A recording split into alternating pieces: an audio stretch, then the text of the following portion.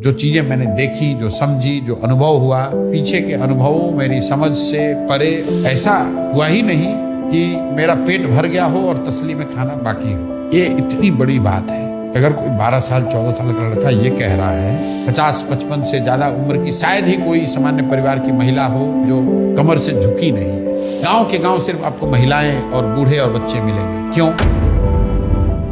2 साल जब मैं पैदल चला, 5000 गांव में जाके रहा, तो मुझे लगा कि मुझे बिहार की कोई जानकारी पहले नहीं थी। इससे पहले जो चीजें मैंने देखी, जो समझी, जो अनुभव हुआ कि बिहार जितना आंकड़ों में गरीब दिखता है, उससे बहुत ज्यादा गरीब और बदहाल है। जब आप किसी महिला से मिलते हैं और वो बताती है 65 साल की महिला कि मेरा वृद्धावस्था पेंशन 400 रुपये महीना है, और आप उसके झोपड़ी में बैठते हैं या उसका जो टीन के शेड का घर है, घर क्या है मतलब एक रहने का आसरा है, तो आप ये विजुलाइज करने की, समझने की कोशिश करते हैं कि इस महंगाई के जमाने में 400 रुपए में लोग रहते कैसे हैं। उसी में उसको कपड़ा भी पहनना है, उसी में उसको दवा भी लेनी है, उसी में उसको खाना भी खाना है, उसके बच्चे नहीं हैं, उसको बच्चों ने निकाल दिया है। 400 रुपए में, और पूरे महीना वो महिला ये ताक में इंतजार में रहती है कि वो 400 रुपए आएगा तो ये काम करूंगी। जब आप इस चीज को फील करते हो सामने, वो किसी डेटा, किसी आंकड़े, किसी आर्टिकल से आप नहीं सीख सकते हो।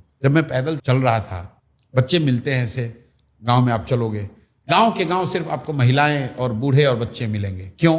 क्योंकि युवा गांव में है ही नहीं, सारे लोग पलायन कर गए। तो सिर्फ आंकड़ों में समझना कि बिहार से बहुत बड़े स्तर पर पलायन होता है, और गांव में जब आप जाते हैं और देखते हैं कि 60, 70, 80% लोग उनके घर के युवा हैं ही नहीं, तो वो जो दर्द है, वो जो कष्ट है, आप जरा अंदाजा लगाइए। गरीब परिवार हैं, इनके जीवन की नियति समझिए। इनके घर के युवा, इनके पति, इनके बच्चे साल में एक ही बार कोई घर में शादी हुई या छठ दिवाली में घर आते हैं।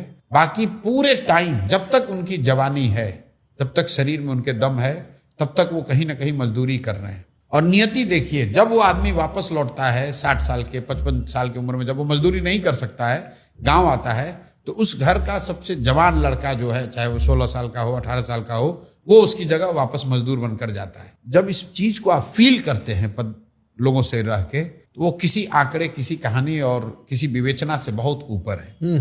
जब आप गांव में चलते हैं, मैंने देखा 50-55 से ज्यादा उम्र की शायद ही कोई सामान्य परिवार की महिला हो जो कमर से झुकी नहीं है। ऐसा इसलिए कि हीमोग्लोबिन की और कैल्शियम की इतनी कमी है शरीर में, specially during the growing up age, तो महिलाएं उम्र से पहले झुक जाती हैं। तो लड़के चलते हैं, उनके कंधे पर हाथ रख के पूछते हैं, बेटा क्या नाम है?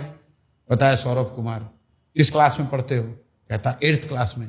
And for a moment you are shocked, क्योंकि आपको लगा कि ये तो 3रे क्लास में लड़का पढ़ता, क्योंकि वो बड़ा ही नहीं हुआ है साइज में, क्योंकि उसकी लंबाई नहीं बढ़ी, उसका ग्रोथ ही नहीं हुआ, क्योंकि उसने भरपेट खाना ही नहीं खाया। ये बहुत बड़ी बात है सर। इस पूरे पदयात्रा के दौरान एक बार हम लोग क्या रात में वहीं गांव में रुकते हैं, तो ऑब्वियसली शाम में अगर खाना खा रहे हैं तो एक तरह से लंगर ही है, जिसको भी मन है आके खाना खा लो। एक बच्चा खाना खा रहा था, और जिस क्वांटिटी में वो खाना खा रहा था, ऐसा लगता है ना कि ये बहुत खा लेगा तो बीमार हो जाएगा, या पेट खराब हो जाएगा, या जिसको कहते हैं गाँव देहात में अपच हो जाएगा। तो मैंने उससे पूछा, बेटा कितना खाना खा सकते हो? बोला जितना दे दीजिएगा उतना खा लेंगे। मैंने बोला कितना, इतना खाना रोज घर पे खाते हो? बोला साहब ऐसा हुआ ही नहीं कि मेरा पेट भर गया हो और तसली में खाना बाकी हो। ये इतनी बड़ी बात है। अगर कोई 12 साल 14 साल का लड़का ये कह रहा है कि आज तक ऐसा हुआ ही नहीं कि मेरा पेट भर गया हो और तसले में अभी खाना बचा हुआ हो, मतलब उसको कभी भरपेट भोजन नहीं मिला ही नहीं। ये कोई आंकड़े नहीं बता सकते हैं, ये कोई आर्टिकल नहीं बता सकता है, ये कोई फिल्म नहीं बता सकती है।